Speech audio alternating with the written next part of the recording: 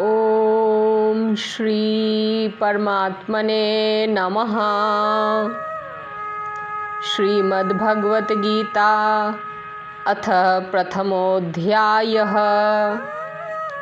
श्लोक संख्या 13। संबंध। पितामह भीष्म के द्वारा शंख बजाने का परिणाम क्या हुआ, इसको संजय आगे के श्लोक में कहते हैं।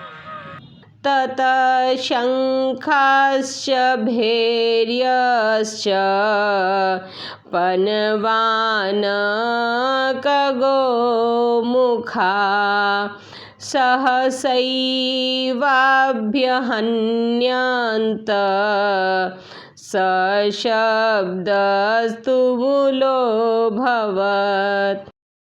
उसके बाद शंख और भेरी नगाड़े तथा ढोल मृदंग और नरसिंघे बाजे एक साथ ही बज उठे।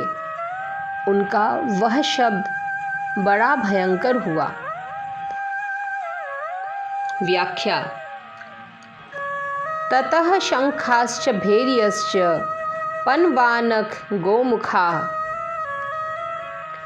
यद्यपि भीष्म जी ने युद्ध आरंभ की घोषणा करने के लिए शंख नहीं बजाया था, प्रत्युत दुर्योधन को प्रसन्न करने के लिए ही शंख बजाया था। तथापि कौरव सेना ने भीष्म जी के शंख वादन को युद्ध की घोषणा ही समझा। अतः भीष्म जी के शंख बजाने पर कौरव सेना के शंख आदि सब बाजे एक साथ बज उठे। शंख समुद्र से उत्पन्न होते हैं। ये ठाकुर जी की सेवा पूजा में रखे जाते हैं और आरती उतारने आदि के काम में आते हैं। मांगलिक कार्यों में तथा युद्ध के आरंभ में ये मुख से फूंक देकर बजाए जाते हैं। भेरी नाम नगाड़े का है। जो बड़े नगाड़े होते हैं उनको नौबत कहते हैं। ये नगाड़े लोहे के बने हुए और भैंसे के चमड़े से मढ़े हुए होते हैं तथा लकड़ी के डंडे से बजाए जाते हैं। ये मंदिरों में एवं राजाओं के किलों में रखे जाते हैं। उत्सव और मांगलिक कार्यों में विशेषता से बजाए जाते हैं। राजाओं के यहाँ ये रोज बजाए जाते हैं। पनव नाम ढोल का है।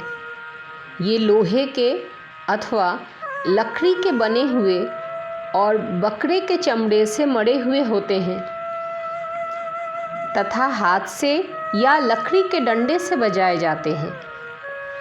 ये आकार में ढोलकी की तरह होने पर भी ढोलकी से बड़े होते हैं। कार्य के आरंभ में पनवों को बजाना गणेश जी के पूजन के समान मांगलिक माना जाता है। आनक नाम मृदंग का है। इनको पखवाज भी कहते हैं।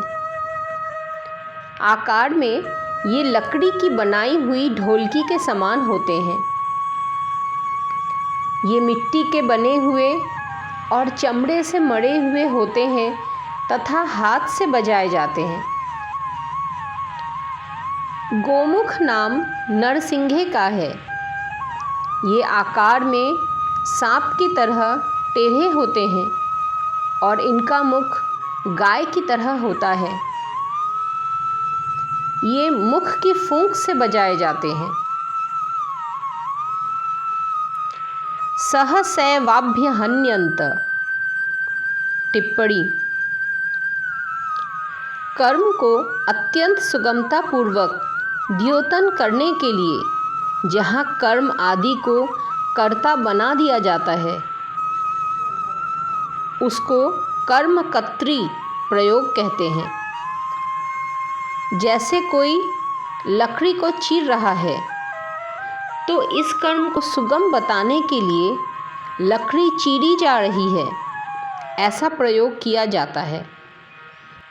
ऐसे ही यहाँ बाजे बजाए गए, ऐसा प्रयोग होना चाहिए, परंतु बाजे बजाने में सुगमता बताने के लिए, सेना का उत्साह दिखाने के लिए बाजे बज उठे, ऐसा प्रयोग किया गया है।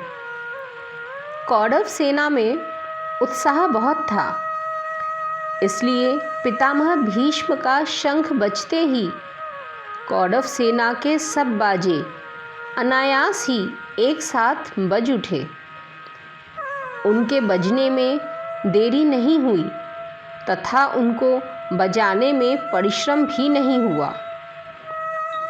सशब्दस्तुमुलोऽभवत्। अलग अलग विभागों में, टुकड़ियों में खड़ी हुई कौरव सेना के शंख आदि बाजों का शब्द बड़ा भयंकर हुआ, अर्थात उनकी आवाज़ बड़ी जोर से गूंजती रही।